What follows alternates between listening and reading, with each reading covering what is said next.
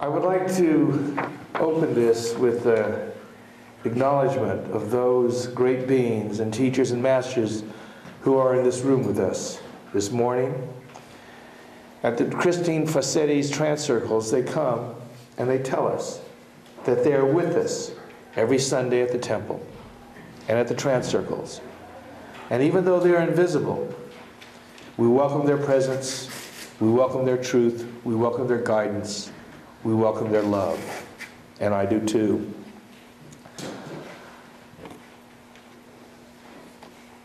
In 1965, I remember a class at the University of California at Davis. Now, I don't remember a lot of the classes I went to, and for good reason. But this one I do remember. And it was the first class of the year. It was an undergraduate class, Sociology 1A. It was hot. It was Davis. The students and I piled into this classroom. It was one of those tiered classrooms with the professor speaking at a podium in front of us. A few hundred of us were in the room. It was undergraduate class. And we sat down, and the professor, Tom Martinez, I remember because I was going to run into him later. But that day, he was going to say something that I've never forgotten. This is 2011, and that day was in 1965. If not 65, I think it was 64, as a matter of fact. And what he said was this. He said, all right, we're all new students in this class. He said, take out a piece of paper. We did. He said, now take out a pen. And we did. And he said, now, for the next few minutes, I would like each one of you to write down on the piece of paper who you are. And for the next 5 minutes, most of us did. I, however, wrote nothing. Everything I thought of, I knew wasn't me. I mean, I was trying to figure out what I was supposed to put down on that piece of paper. And all around me, students were writing things down. And I sat there dumbfounded. I didn't know who I was. And after 5 minutes, Dr. Martinez stood up and he said, well, everything you've written down is a sociological term. It's your age, your race, your gender, your aspirations, your socioeconomic class, who you are in the society. And he went on. And I was left with, who am I? Well, that was a long time ago. And what I want to address is that self that everybody described when they did write something down. And how that self arises and how it becomes the self that we believe we are. When we are born, we come into this plane with a blank slate. That doesn't mean that slate, there's nothing on it. It merely means it's blank for this reality, quote unquote. And into that slate we begin assembling data. Our experiences, love or the lack of it, certainty or the lack of it,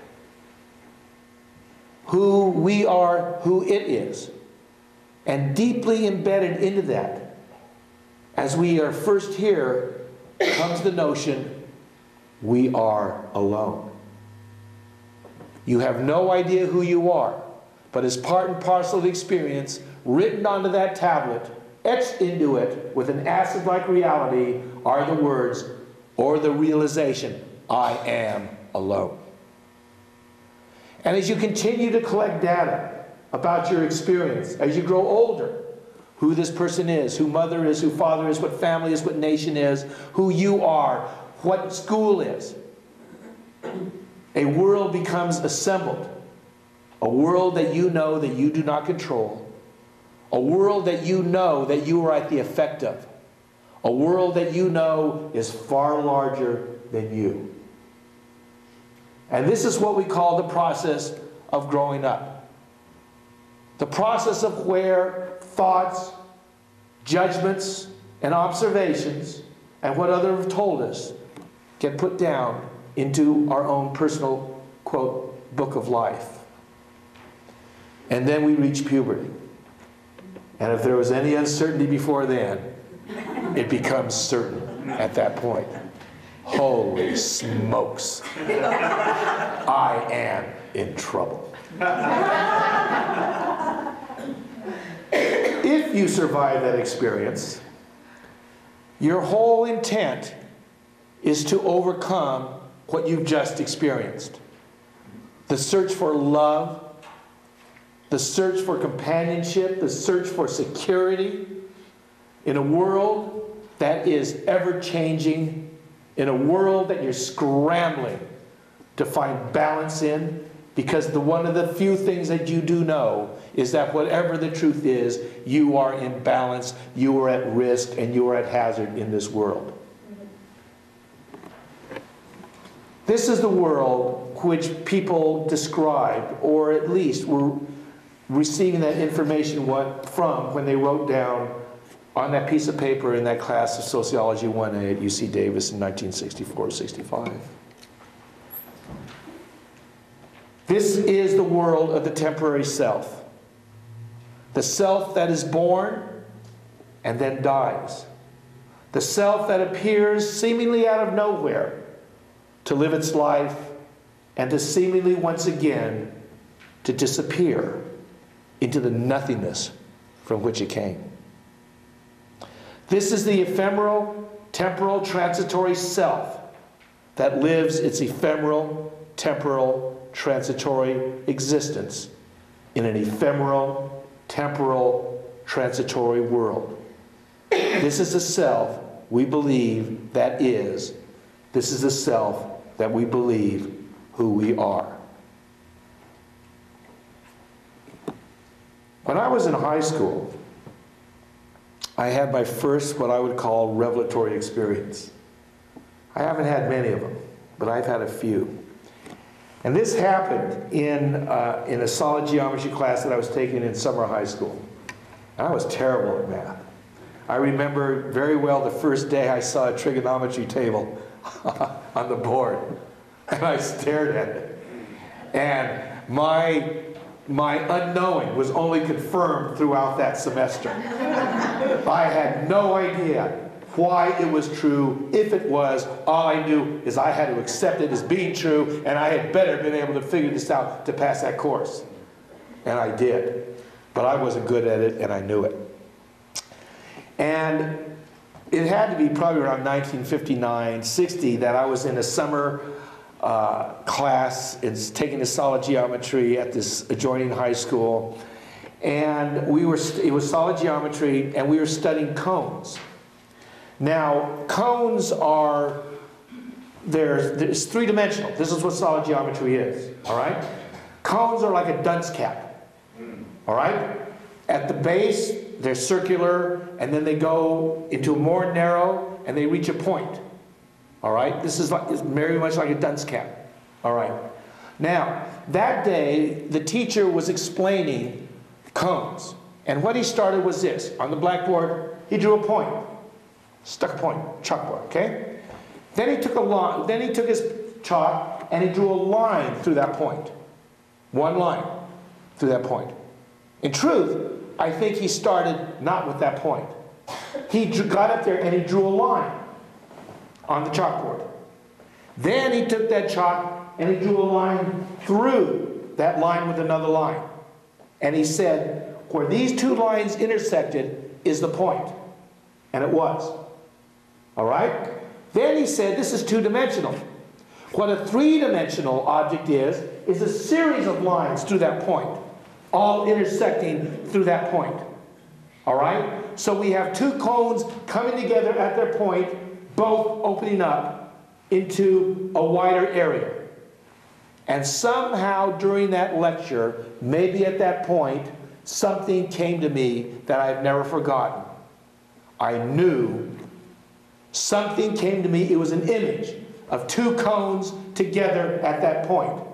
And I knew that we were that point. I knew that one cone represented our exterior experience and the other cone represented our interior experience. I knew that one cone, that these cones were very narrow, almost like a straight line. Almost like a straight line. There was very little difference in that interior angle of those cones. It was two very thin cones. But I also knew that if you wanted to, that you could make those cones bigger. You could make the cones grow. You could make that interior angle expand until that cone expanded. But I also knew that to do so, you only could work through the interior cone. That your exterior world, your exterior experience would only expand if you were on the interior side of that cone and pushed it. Well, I didn't know anything else. I had no idea where this thought came from. It just sat there. But I knew it was true. I didn't know how to expand that interior cone. I had no apprehension of it, but I knew it was true. Now, that exterior cone, that cone is this world. Each of us has their own cone, or their own version, their own iteration of that cone. And in that cone is your description of your temporary self, the temporary world, the temporary truths. And we are trapped in that cone. We are trapped in that cone for a reason. We learn in that cone. It is through the experience of the temporary self that the eternal self learns how to be in the temporal world. It is through the experiences of the temporal self that the eternal self gathers unto it sufficient strength to manifest the powers, the presence, and the love of the eternal self. We are not here to be punished. We are not here to suffer. Though I can assure you, it feels like that at times. It is merely the cauldron. It is merely the device through which the eternal universe brings to fruition God's vision, the sharing of the act of creation. This is the extraordinary gift of those cones. The extraordinary gift of that cone is that we, who are created through the intersection virtually of time and space, are but holograms of the eternal self. And when we realize that, when we learn it finally, when we're driven, and literally driven, from one cone back into the other, for that's how we get there. For in this exterior cone, we become enmeshed. We want to achieve. We want to have all the things that this temporary, ephemeral, transitory self wants in a temporal, ephemeral, transitory world. And it is right to do so, for that is part of the lessons of the ephemeral, transitory, temporal world. But there comes a point in time and space, in the journey, in that temporal world, where the eternal self begins to call the temporal self back to it. And we are called not by the clarion call of love, though it is, but to us it feels like all hell is breaking loose. Everyone who goes back from the temporal to the eternal is driven there. Leonard Cohen perhaps said it best when he said, "To every heart love will come, but as a refugee." Now, in this temporal, transitory, ephemeral world, we hear of that other world. That's what religion is for. That's what philosophy is for. But it can only talk of those things. It can only tell us stories. Because that eternal world is not talked about. It is only experienced. You can only know it by being there. There are many of us on this side of that point who talk with certainty about that world. And I can certainly tell you they don't know. Its name is mystery. But it is the eternal love from which we spring, and is the eternal love which we are today. How to get there? Well, people give up sex, red meat, talking to their family. You know, they do all sorts of things. Beating themselves, you know, they become pious. Many are the paths to nowhere. All right? But let me assure you, we are going to get there. And not by our own doing. There was a man named Eckhart Tolle, who probably many of you in this room are familiar with. He wrote a book called The Power of Now. And Eckhart got there. He truly got there. And this is how Eckhart got there. He was extremely distraught. He was suicidal. He was impinged upon. His life was imploding on him. It was so painful, he did not want to live. He was a lecturer at Cambridge, I think at this time, perhaps at Oxford. And it got worse and worse and worse. Until one day, he was truly suicidal. And the thought came crashing through his brain, I can't stand this anymore. I can't stand myself. And as those words crossed through his mind, a sentence followed it. Maybe there are two selves. And then he passed out. And as Eckhart says, the next thing he heard was a bird chirping. His eyes were still closed, but as that bird chirped, he saw a light go on and off. A light go on and off. And when he opened his eyes, everything had light around it. And Eckhart woke up in a completely different world to the one he had just left. And Eckhart said he didn't understand this world. He hadn't come upon it by the deep study of metaphysics, by the meditation of 20 minutes at a certain time of a day. It didn't happen to him that way. So he truly didn't know. So he wandered around and he thought, well, what's going on? And people seemed to be sort of helped by him. You know, they were gravitating towards him. So Eckhart said, maybe I'm a healer. He walked around thinking he was a healer for a while. And then eventually, Eckhart realized he didn't know what he was, and he didn't give a damn. He just was what he was. And he became accepting of that. He became confident of that. And that's all that he was, and he didn't care about anything else.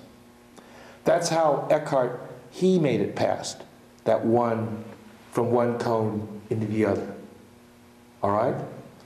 I want to say there are very few of us here on this planet that can live in one cone and be in the other cone at the same time. That's true bilocation in a sense. All right?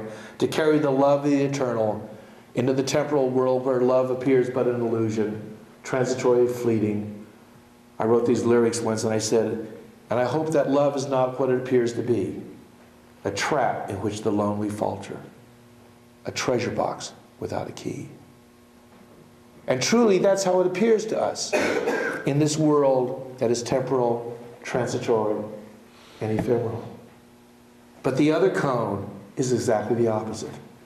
The other cone is eternal, founded in love, and only love is there known. And that is a world to which we have come from, and that is a world to which we are returning. We are here for that purpose, each of us. We are here to bring that one world into the other world. When that revelation of the two cones came to me, I knew that if you pushed that interior cone open, what would happen is those two very thin cones would start getting bigger at the same time. As you pushed on the interior cone, the exterior cone would open at the same rate. And I knew that if you kept the process going, at one point, those two cones would open to such a thing that would become merely lines that were one with each other, and then go and disappear, leaving you the center. Not in two cones, but the center in a reality in which there were no cones. A center in a reality in which there was no difference between the interior and the exterior worlds. That's what would happen if you open those cones to that degree. And that is what is happening to us and to this world now. And that is why each one of us is here. That is why the Temple of Universality is here. That is why the masters and the teachers come to us to help us do that. That is what the difference between the Piscean age of illusion and the Aquarian age of truth is all about. There was a purpose to the illusion of the Piscean age. It wasn't just meant for us to walk around in darkness, though we did. The purpose was to strengthen us. And it has almost reached the limit where we can't even make it into this next age. But I want to tell you, we have no choice. We are being impelled by a presence and a love that is who we are. And that what we have to do is but listen to the promptings of our inner heart. What we have to do is open to the reality that has always existed. The darkness is lifting. The light is coming. Namaste. Namaste.